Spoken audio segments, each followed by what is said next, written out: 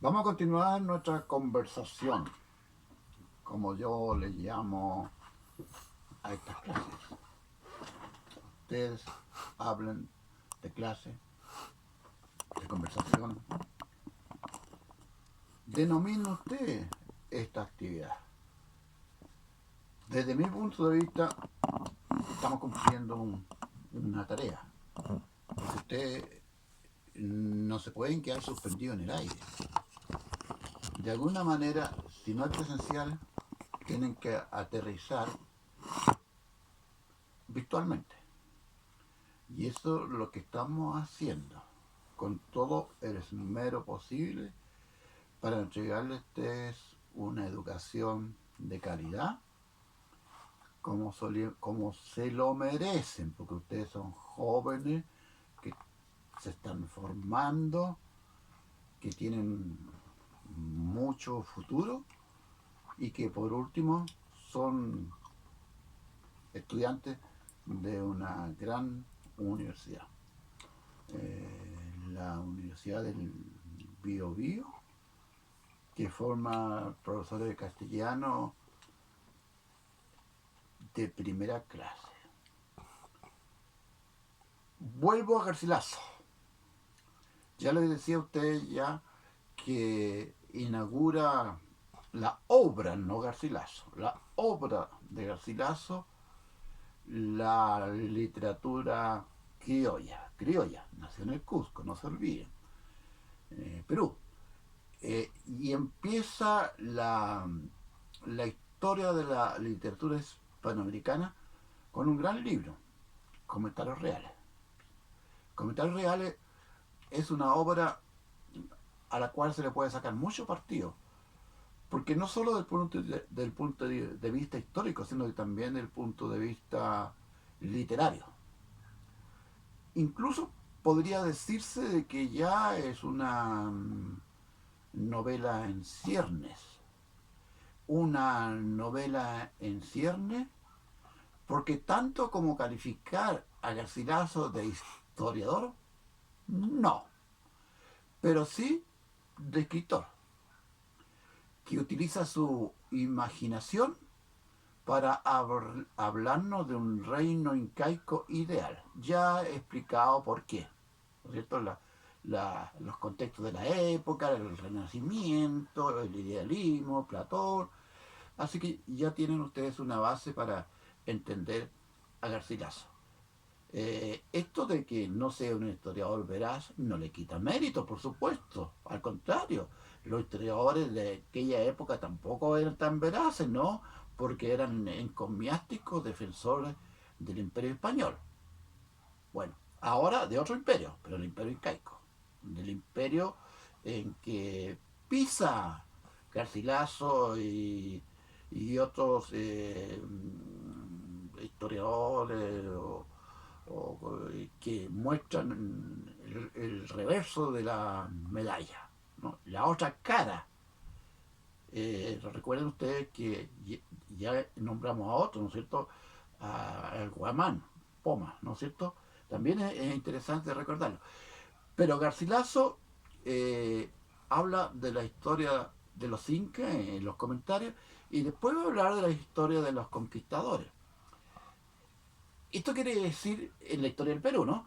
Esto quiere decir que se ubica en dos mundos. ¿No? Están los dos mundos. Y ya explicábamos por qué, ¿no es cierto? Hijo de español y de una ñusta. Ahora, fíjense usted, y esto lo voy a recalcar, que la obra de Garcilaso fue considerada más tarde cuando leían las autoridades reales, ¿no? Porque tampoco, digamos, que eran grandes lectores, ¿no? Pero se enteraban por los oidores, por la gente letrada, ¿no es cierto? La consideraban peligrosa. Fíjense, eh, ¿quién se habría imaginado que Comentarios Reales podría haber sido calificado como un libro subversivo? ¿Y por qué? Porque reivindica el imperio incaico, reivindica sus gobernantes. Y en el caso, por ejemplo, de que no existieran los españoles, seguirían siendo, según Garcilaso, los reyes o los monarcas, como ustedes quieran llamarlo, serían siendo estos primeros peruanos. Fíjense, ustedes pueden averiguar más, ¿no? Fíjense que durante un tiempo fue prohibida la lectura y pareciera ser que no tampoco se editó. Eh, un dato les puedo entregar si ustedes quieren seguir este hilo. San Martín, el libertador, el argentino, que tuvo participación en la independencia de su país y en la nuestra, levantó la censura. ¿Se dan cuenta? De la colonia hasta la época de San Martín. Eso significa 1800, ¿no? Mm. Bueno, es un dato que le entrego a usted y los azares que recibió esta obra que ahora tiene todos los méritos que corresponden. El otro punto que quiero desarrollarle a usted, que Garcilaso empieza a desarrollar en el continente, seguramente hay más, ¿no? Pero yo me refiero a esta obra, la cultura andina. Y la cultura andina ha dado muy buenos productos. Hay una gran cantidad de escritores que tienen una relación directa con los Andes, con la sierra, como le llaman allá en Perú, los serranos, ¿no es cierto? Estos serranos que son vilipendiados, ¿no? Por los costinos, en fin. Hay una rivalidad ahí, ¿no? Si quieren saber más, lean la obra de Vargas Llosa. Pero yo quiero decir que en esta continuidad de la cultura andina en la literatura, le voy a nombrar dos cumbres. Ya le nombré una, creo. Argueras, autor de Los Ríos Profundos. Los ríos profundos son los América, ¿no? Los ríos profundos, así como las venas abiertas son las venas de América también, de Galeano, ¿no? Pero hay otro escritor notable, ¿no? Que es cumbre, es César Vallejo. César Vallejo, un tremendo poeta, decía Picasso que tenía una cara de indio que no se la podía. Decía que, en broma, ¿no? No insultos, porque hay insultos y broma y hay cosas simpáticas. Eso lo decía Picasso, ¿no? Porque fueron amigos en París, ¿no? Que tenía una cara de indio que no se la podía. Divertido, ¿no? Y él no lo negaba para nada, por lo demás, claro que era descendiente de indios. Pero también, ¿saben ustedes? De un sacerdote católico. Porque en el altiplano y en las alturas y en las comunidades los sacerdotes tenían hijos. Bueno, sin punto suspensivo. Entonces, este era César Vallejo. Y César Vallejo, por ejemplo, un poema Los Curacas. ¿Quién eran los Curacas? Bueno, los Curacas eran los gobernadores designados por los reyes, ¿no? Por los incas. Ellos conquistaban un territorio, nombraban un curaca, ¿no es cierto? Y bueno, así lo hacían. Esa era la parte política, ¿no? Entonces, Vallejo tiene algunos poemas de esta clase. Y por esa razón, no todos, ¿no? Porque él fundamentalmente fue un vanguardista. Si ustedes leen algunos poemas vanguardistas de César Vallejo, sin el aprendizaje previo y sin el desarrollo poético, capaz que no lo entiendan, ¿no? Pero sí van a entender la poesía marcada por su ancestro, la poesía que podríamos calificar de indigenista, tal vez, ¿no? No sé si esta palabra corresponde. César Vallejo, esa palabra tiene múltiples significados, ¿no? Bueno, entonces lo que yo estoy diciendo... perdón, ¿no ven ustedes? Esto me pasa por, por, por, por hacer extensiva esta conversación. Hay otro escritor, mm, pero también es del norte. Cuando digo norte me refiero a Perú y a Bolivia, el norte. Se llama Arguedas también, pero este es Alcides Arguedas.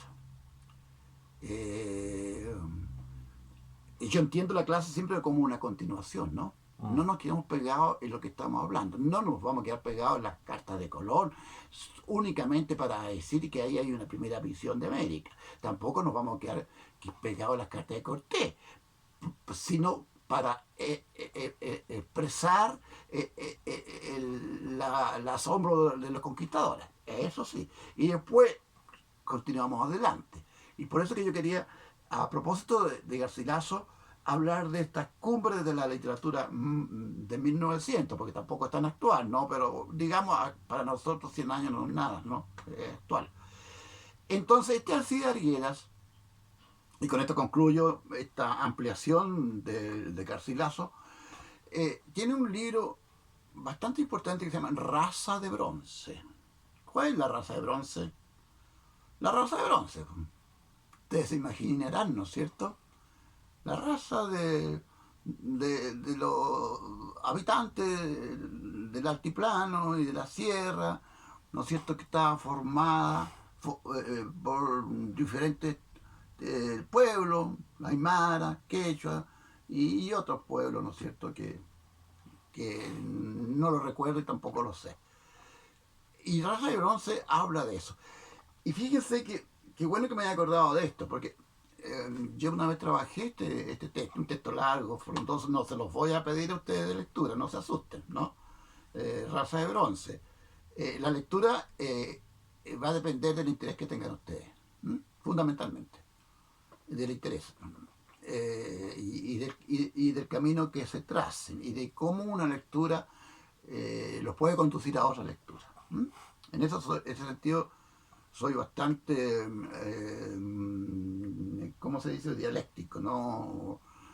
Bueno, entonces, en Raza de Bronce habla del pueblo boliviano, que es el pueblo el mismo pueblo de Garcilaso, ¿no es cierto?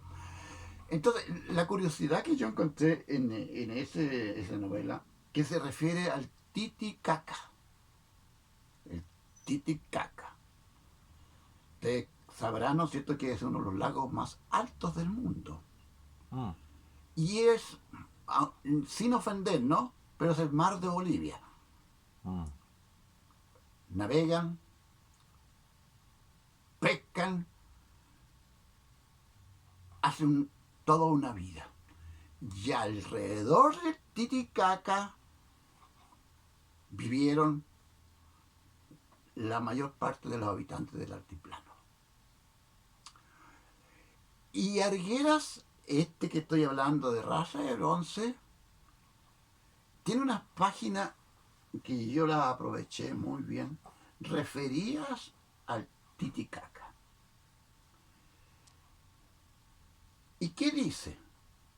Que en tiempo de Garcilaso de la Vega, estoy igual que el chiste de los fenicios, yo volví a los fenicios, no sé si saben el chiste, el alumno que el único que había estudiado cuando le hicieron clase era los fenicios, y el profesor cuando lo interrogaba le preguntaba por los romanos, o le preguntaba por, qué sé yo, por los griegos. Entonces él decía, los griegos eran marineros, igual que los fenicios, y hablaba de los fenicios. Le preguntaba por los romanos y decía, bueno, los romanos también eran navegantes, pero igual que los fenicios. Entonces, yo estoy igual ahora que los fenicios, diciendo lo único que sé. Garcilaso. Eso es los fenicios. Entonces, volvamos a Garcilaso. Entonces, Arguedas remite a Garcilaso de la Vega, diciendo que Garcilaso había sido deslumbrado por las bellezas del lago Titicaca. Y decía que era un lugar maravilloso, lleno de aves, lleno de animales. Y Arguedas, esas frase de Garcilaso, no nos hemos salido de los fenicios, ¿no? La retoma Arguedas, ¿no es cierto?, en Raza de Bronce, y dice que Garcilaso admiraba el paisaje, que ahora, en el momento en que escribió la obra, estaba totalmente deprimido y que ya no existían esas aves maravillosas, esos animales, y que el hombre estaba abusando del paisaje maravilloso del altiplano, concretamente del lago Titicaca. ¿Qué me han dicho a mí? Yo he trabajado mucho un enfoque, no disciplina, ecocrítica, la relación entre literatura y naturaleza. Dije, aquí está, dije yo. Ya en Garcilaso había admiración por esta naturaleza. Y ahora el Argueda está hablando de que ya está destruida la naturaleza. ¿Qué queda para ahora, en la actualidad? Entonces yo hago un análisis y hago un trabajo ecocrítico. Por lo demás, si ustedes quieren enterarse de mi producción, de mi obra, vayan a los trabajos ecocríticos que tengo en la revista, bueno, en las mejores revistas de Chile y de Hispanoamérica. Y vean allí. Bien, si ustedes quieren, si ustedes interesan. Esa es la relación que estoy haciendo. Y eso es lo que les quiero decir. O sea, que en Garcilaso es raro, ¿ah? Porque fíjense ustedes que los cronistas no son muy buenos para describir los paisajes. Son escritores de batalla. O si es que los podemos llamar escritores también, pues, porque eran más bien soldados que escribían y que apurados sabían leer y escribir, ¿no? A uno que otro culto, sí, claro, también, ¿no? Tampoco no los tiremos a matar, tampoco a los pobres cronistas, si nos dejaron páginas muy lindas y muy bellas, ¿no? Claro que llena de ortografía, una escritura primitiva, sin estilo, en fin, bueno, tengo que alabarlo y no festinarlo, ¿no? Pero también es bueno festinar un poco porque nosotros idealizamos demasiado. Hay que desidealizar, no de una manera de insulto ni grosera, sí, ¿no? Porque siempre tiene que haber un respeto por las personas y por las obras. Me perdí totalmente lo que está diciendo ahora. Bueno, Garcilaso hay que validarlo también en relación con lo que escribe, no solo de los habitantes y de la historia, ¿no es cierto? Porque Garcilaso dice, todos estos incas ha tenido el imperio, y no, creo que son 12, no sé, tengo el dato exacto, no sé, y los nombra, hasta el último. Y el último fue el que dejó de heredero a la Atahualpa y al Huáscar, que está ahí en Talcahuano, ¿no es cierto? Pueden ir a conocer el Huáscar cuando quieran. Y ahí se produjo la guerra civil, ¿no es cierto? Y de esa guerra se aprovecharon los conquistadores y pudieron tranquilamente instalar sus plantas en el actual Perú, que se llamaba el Imperio Tahuantinsuyo, ¿no es cierto? Ya. ¿Sí? ¿Alguna consulta, pregunta? No sé. Estoy hablando demasiado. Yo quiero que hablen ustedes también, pues. Algo dijo respecto de que la obra de Garcilaso era una obra prohibida y que la habían, la habían liberado con San Martín. Sí, el gobierno de San Martín. Porque San Martín tuvo potestad sobre Perú, Argentina y Chile, creo. Tengo entendido. Entonces, se liberó, ¿no? Y ahora la pregunta es ¿por qué? ¿No es cierto? ¿Por qué? Si aparece como inofensivo los comentarios. No, porque reivindicaban los gobernadores incaicos, que ellos eran los legítimos herederos. Y por supuesto que a la corona no le pareció nada de simpático eso, pues. Si ellos instalaban los virreyes, porque ahí formaron el virreinato, ¿no es cierto?, del Perú. Entonces, eso podía ser fruto de movimientos destinados a derrocar o decorretear a los españoles. Así no era para menos. Y a ver, ya que estamos en esto, No sé si ustedes han hablado, han conocido, por ejemplo, el nombre de Tupac Amaru. ¿Y quién era Tupac Amaru? Un descendiente real.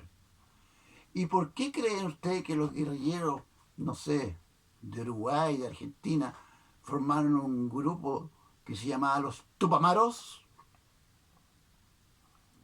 ¿De dónde creen que inventaron ese nombre? No, eso viene de Tupac Amaru, que fue un inca, no inca, pues ya estaban, por supuesto, estoy hablando del siglo XVIII ahora creo, ¿no? Mm, Eh, Se alzó en armas en el Cusco, creo que fue, y puso en aprieto el gobierno español de la época.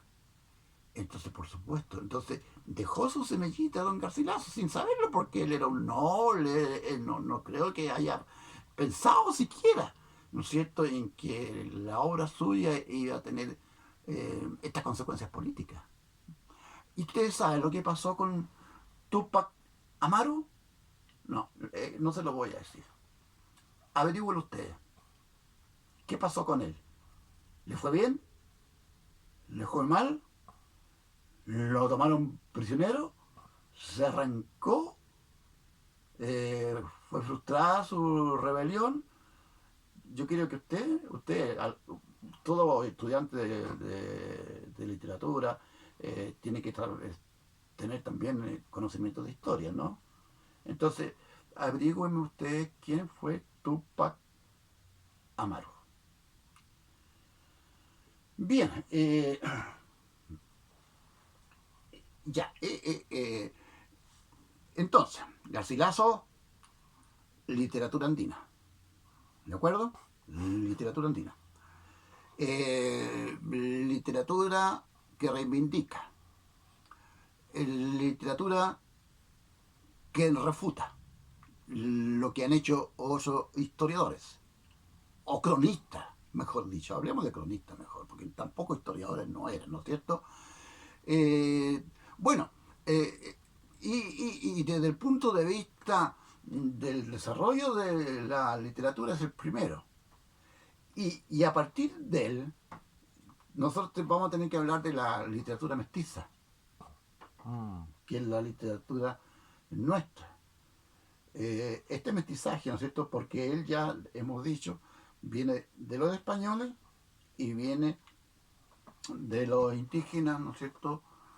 Y también tengo que decirle que forma parte de la literatura reivindicativa, ¿no es cierto? Que se podría asociar un poco con otros escritores, tal vez no con Bartolomé, no, pero eso lo vamos a ver más adelante. No sé qué les parece a ustedes estos planteamientos que he hecho yo. Convérsenlo, apóyense el texto. Yo no le puedo entregar todo esto hecho así como lo estoy pronunciando yo. Y yo lo aguijoneo, para que ustedes estudien, porque ustedes tienen que hacer el conocimiento, ¿no? No, yo no lo puedo meter en la cabeza estas cosas. ¿De acuerdo, no? Sí, yo lo invito a que ustedes desarrollen su inteligencia y su interés por el estudio. Eso es el papel mío. Eso es mi papel. Y eso es lo que hago con usted porque aprecio su grado de inteligencia. Es una inteligencia joven y que nos honra a nosotros, ¿no es cierto?, que ustedes estén en esta sala imaginaria, virtual, esta sala en que estamos confinados.